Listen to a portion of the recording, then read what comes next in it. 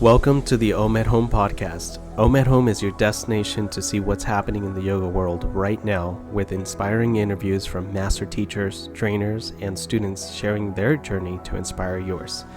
Join us today to hear insights from the world's greatest minds to help you achieve mind-body balance in the modern world with your hosts, Raphael and Julian Arce. Welcome to the Om at Home podcast. My name is Raphael, and today we have a special guest. His name is Dejr Bostick with Black Men Meditate. And the reason why I brought him here today is because I've seen Dejr's journey since we met in 2011 to now, where he's been sharing a lot of his meditation practice out in the open, and now to building it to a brand. So thank you, Dejr Bostick, for being here. Oh man, thank you for just sharing the platform and being able to bring me on to the podcast. I'm absolutely excited about what we uncover together today. That's awesome. So tell me, when did your meditation practice start? Okay, so it officially went live in 2018. Okay. October 2018. I remember like it was yesterday because that's when I really kind of got serious about my business.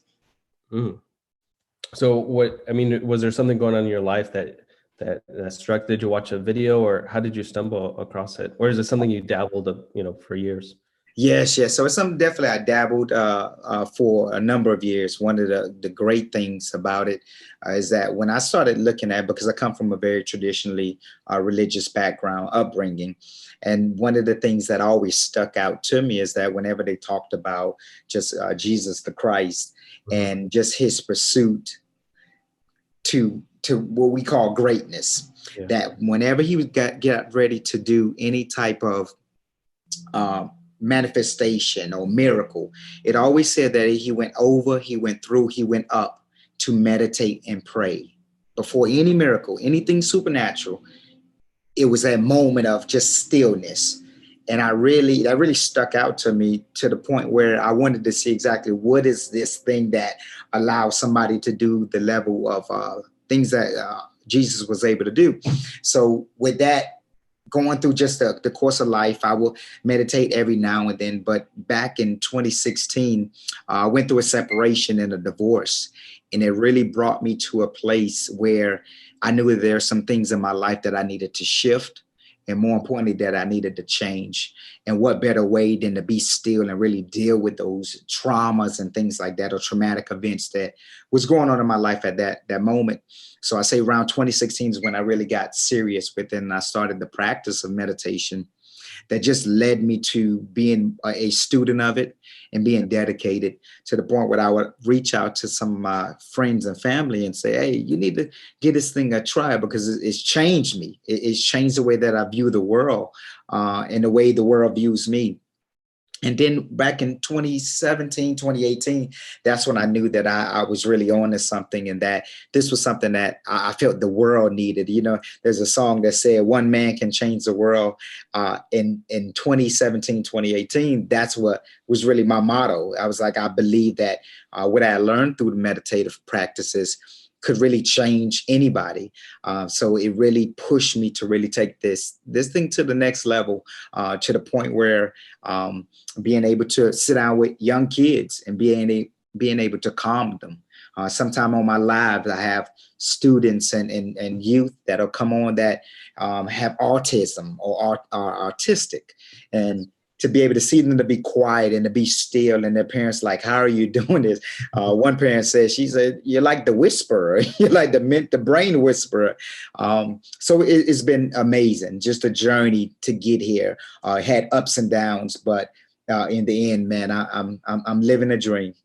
That's awesome. I think I resonate with a lot that you said about just the religious background, even with growing up Catholic and then Christian and all these different beliefs. But at the same time, we're always, when we pray in prayer, we're always talking to God. But this ability, or this silence, to listen to the voice within us, because if you really quiet the mind and it's still talking, who's talking and who's listening? Because on one end you have these thoughts who are talking, and the other end you're listening. So you really start putting perspective into your own thoughts, and there is a voice. A lot of times we can't hear that voice telling us or guiding us because we are so in sedation with social media or external factors. It's one of the reasons I try to minimize the alerts on my phone, is because it really takes away from the clarity that I get, the mental capacity from meditation. And then the other thing you mentioned was the youth. I think it's amazing what you're doing. Not so much in that you're a whisperer, but I think what you're able to accomplish with them without the sedation of medication. Hmm.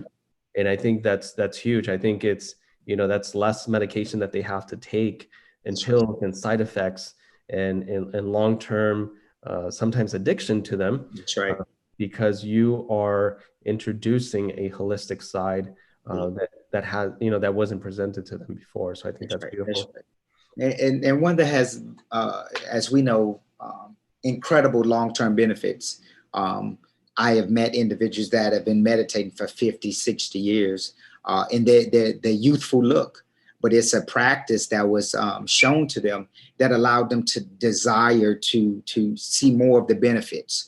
And I often tell people that sometimes when you're first starting out in meditation, you don't see it, but everybody else around you does, and it gets you to a point where you're able to kind of convey what you feel from others, that they're seeing the change, which allow you to go deeper. So outside of the medicine that you're taking, it, like you said, it's a extremely holistic approach. Absolutely. So talk to me about Black Men Meditate. Why did you decide with, is it you're more focused on the community? What led you down that path that said, you know what, this is my calling? Most definitely. I'm absolutely excited. One of the things that, like I said, back in 2016, going through initially depression, going through just anxiety, going through divorce, and just going through a chaotic time in my life, and not knowing the benefits of therapy, not fully knowing the benefits of meditation, because I didn't understand those things. I resonated with my community. Majority of the time in the Black or African American community, what you would see is individuals that don't look at therapy. They don't look at getting help. So they're walking around in these various communities having trauma and having thoughts and not having no outlet to be able to get these things out. And then the climate that we see in the world right now with shootings and police brutality and those particular things, where do they release those things that allows them to kind of go deeper? Right. And for many of them, it's that meditation. It's being able to be still and being able to be calm, even in chaotic situations. So I felt drawn to this core group and this community, to be able to show them or give them tools and tips that they need to say, okay, if it's a high stress area or high stress situation, this is how you calm yourself very quickly.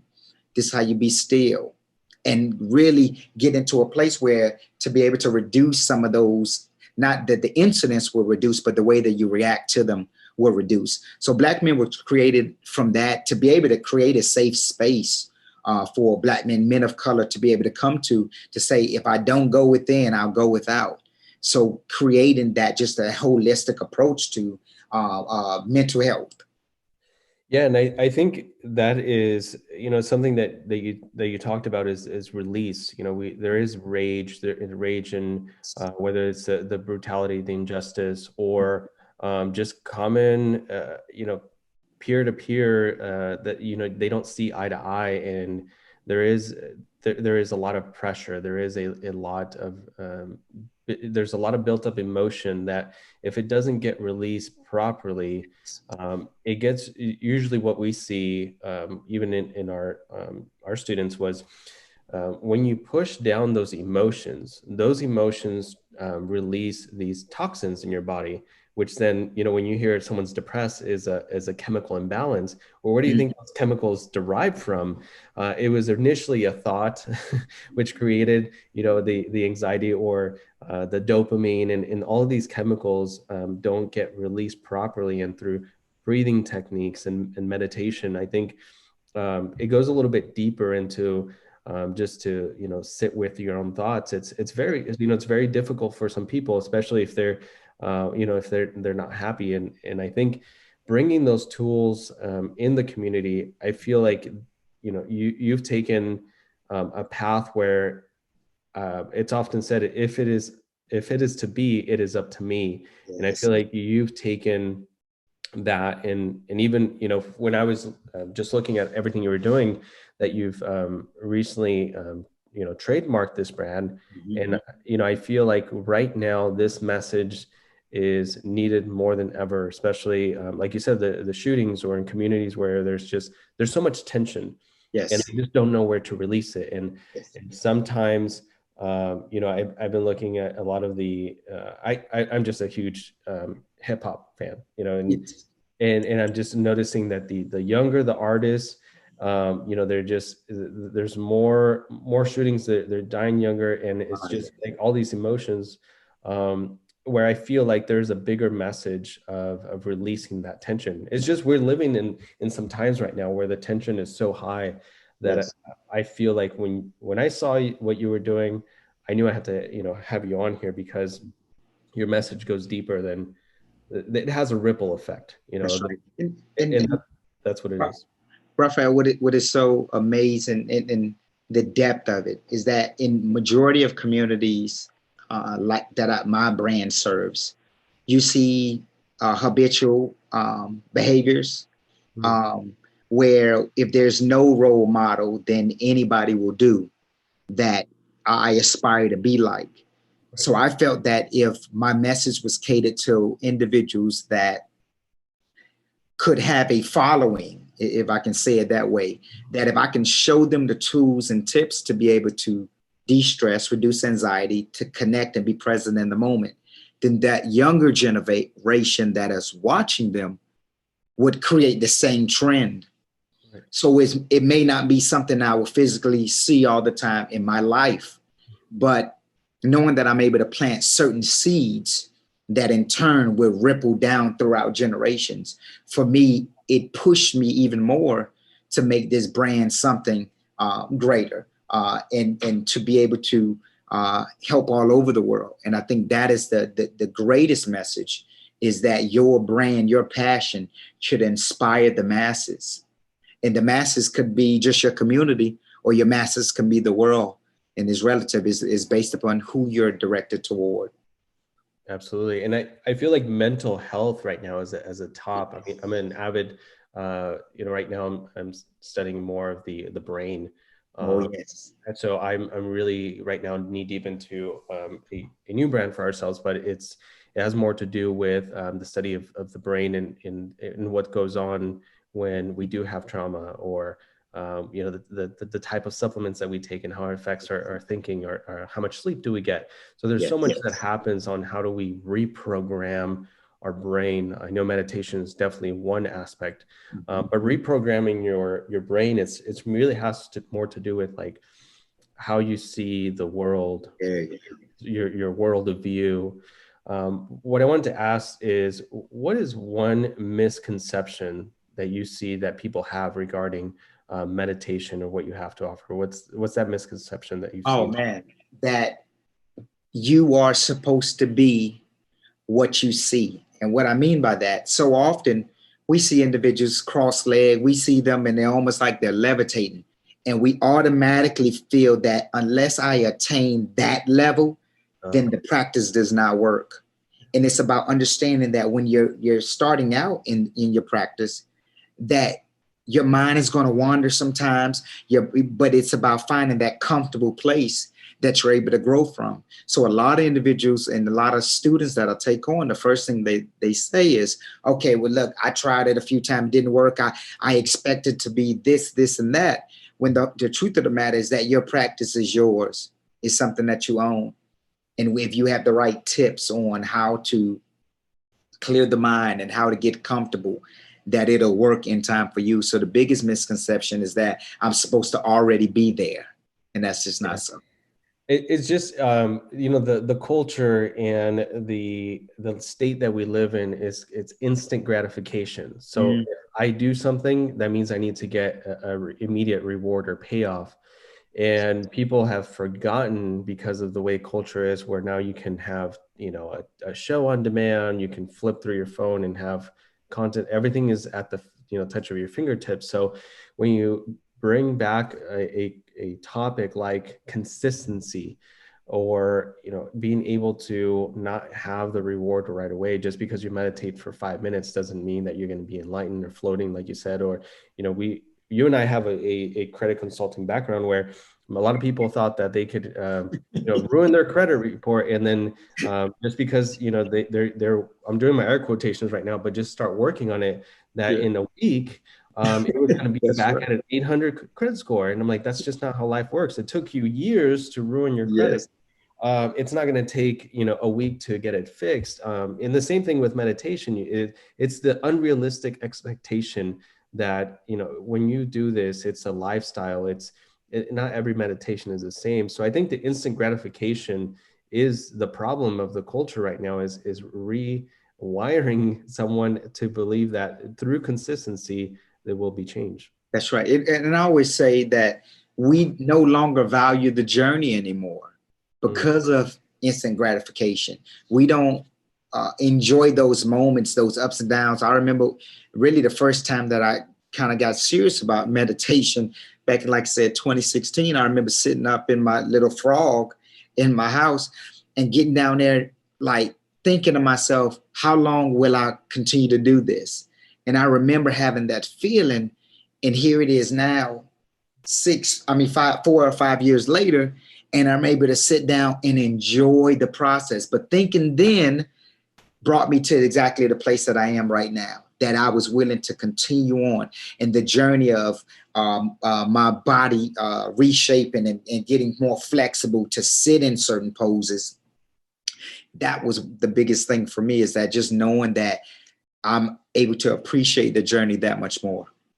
Yeah, because maybe, sitting down is not the thing for you, or lying down is not the thing for you. Mhm. I remember when I first started to meditate, it was in 2009, and one of or 2007, 2009, one of those. But I would lay in bed and then I would go back to sleep. And I'm like, man, this stuff doesn't work. I just keep falling asleep. This meditation stuff just doesn't work. But it was just that I was doing it wrong. And it's kind of like our yoga students, where they say, look, I've tried yoga, it wasn't for me. And I said, no, you tried the wrong style, wrong tradition, the wrong teacher, the wrong studio. There's something there for you in yoga. And it's the same thing with meditation. I mean, what is your preferred style right now to meditate? My preferred style is cross leg. Okay. It feels good to me. I'm able to align my spine a little bit better, and I just find it to be comfortable. Okay. And then do you have like a mantra, or do you have a breathing technique? Oh yes. So the one that I subscribe to is, I call it the 5-5-5, where it's 5 deep breaths in, hold for 5 seconds, and then 5 deep breaths, or 5 breaths of release. And for me, 5 resonates extremely well on those that believe in like angel numbers and things like that. So it is about being intentional about the process, that you're focused on that particular breathing. I'm not a big mantra person. Okay. Sometimes it just depends on my intention for my meditation. I will do a om, because it resonates. Of course, we know the vibration of om and what it does on the body as well. So for those that don't know, let's say, I mean, a lot of our listeners are brand new. They're very new practitioners. They're exploring a lot of things like chakras, meridians, breathing, Yes. meditation. Uh, what is Om for them, and how does that vibration, talk to them about the energy and vibration about Om. Oh, most definitely, most definitely. Well, that's one of the things that it's amazing, because even when we sit still and quiet, we're able to hear Om everywhere. The wind, waves make the Om sound. So what it does is, from a hertz standpoint, I believe it's 428 hertz, which moves your body into a meditative state. And that meditative state allow you to continue to go deeper in your practice, but it vibrates every part of your being, down to, scientists have said, on a cellular level, that it vibrates throughout your whole body, moving you deeper into a relaxation as well as a meditative state as well. So for individuals that understand that, it resonates from nasal cavity, from the top of your crown, which is called the crown chakra, the top of your head, all the way down to what is called the root. Yeah, and if you're just listening to this and you're like, okay, this is all new to me, it may sound like foreign or like German or something like that. If you can, if you believe the concept that your body, majority of it is composed of water, Mhm. and you look at putting a speaker next to a glass of water, and then when you turn it on, what it does to the water and the vibration, if you can just understand that concept, just what you can do with Om inside your body is how it does change you, because you're changing it from the inside out, through the vibrations. And one of the things that Dejr brought up is hertz. So hertz is also used in like binaural beats, and things like that. But hertz really has, it's like a frequency. And for those of you that are saying, this is still maybe a little too woo woo for me. Well, if you've turned on the radio station in your car, those are sound waves flying into your car through your body. That's a radio station. It's sound waves that it's tuned to a specific hertz. You got to turn that station on just right, so because the vibration only vibrates at that level. So when we talk about abundance or we talk about love, everything has a certain hertz or vibration, and that's what Deidre's talking about. It has, tuning into that right station, if you will. I mean, how does that how does that resonate with you, Deidre? Oh, I absolutely on point. And the analogy that you use, or the visual that you use for the water and the speaker, is absolutely perfect. You're able to be fluid. It allows you to, like I said, go deeper into your practice. And what I mean by deeper into your practice, I mean being able to really find that relaxation place to really de-stress and to reduce that anxiety rather quickly. And it's one that you will begin to hear everywhere, which makes it just that much more beautiful for your particular journey.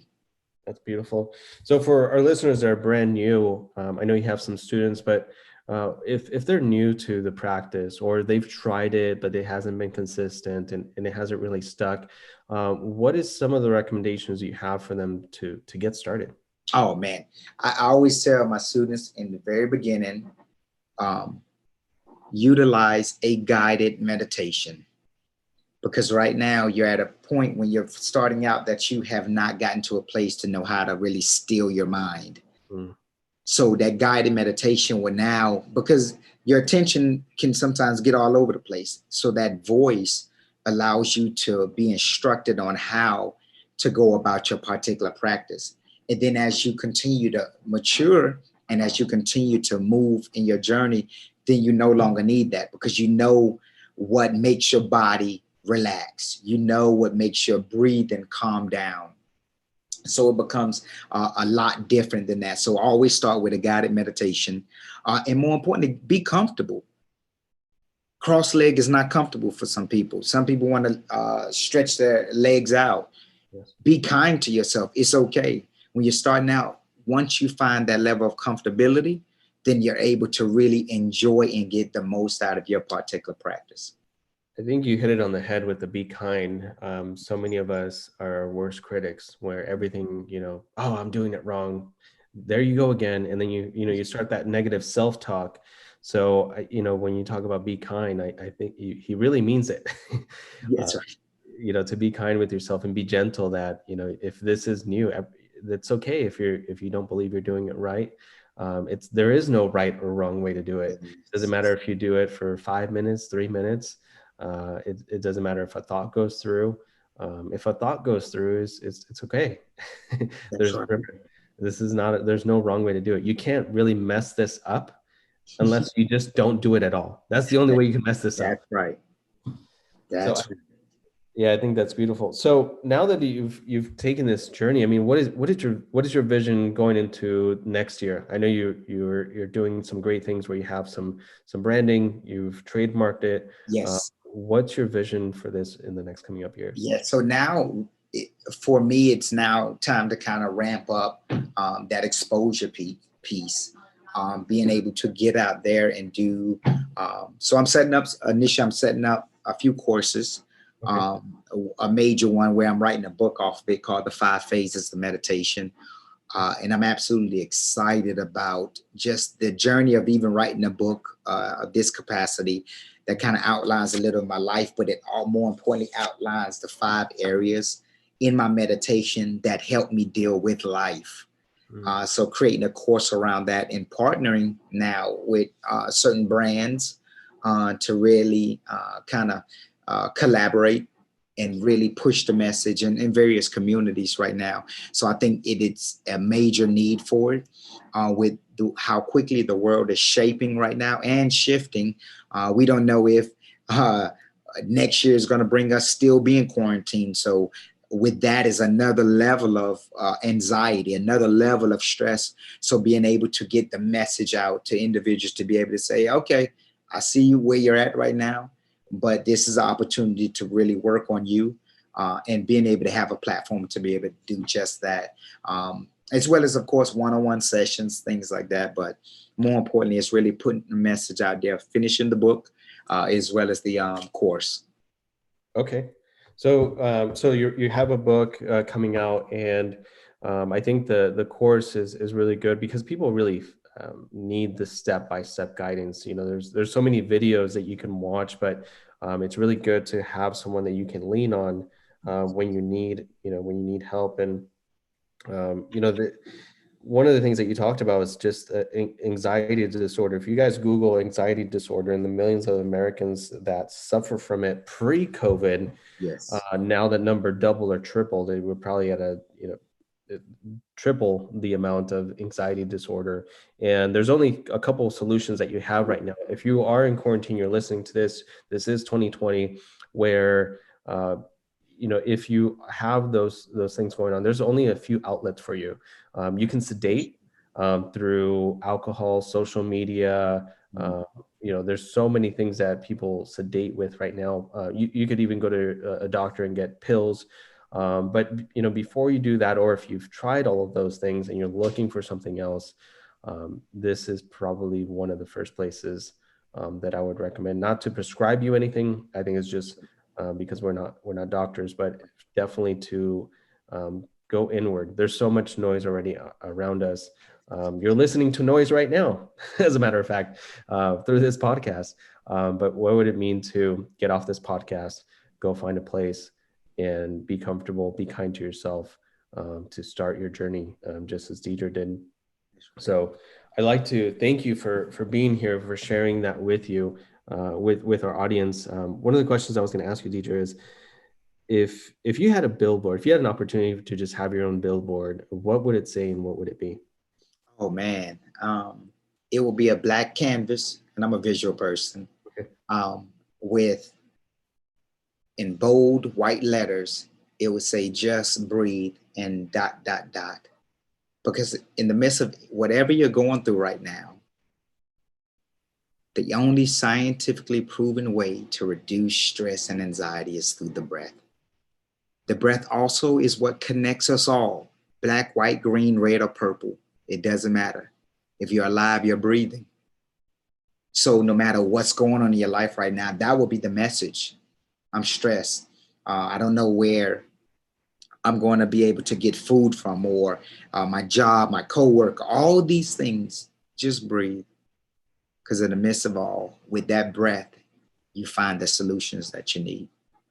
I love that. There's something out there called our subconscious mind, and it's said that our subconscious mind already has the answers for everything. So, if you're in a situation right now, like Dejr said, that you don't know where your next meal is going to come from, or put a roof over your head, and literally the only logical thing you can do right in that second, that, as he said, it's scientifically proven. So it's not his beliefs, it's not what I think, it's not what anybody in politics believes right now. It's scientifically proven to breathe. So I think that in itself would change a lot. You know, can you imagine how many people are driving with anxiety that would just see that message and give themselves permission to just breathe? I think that's beautiful.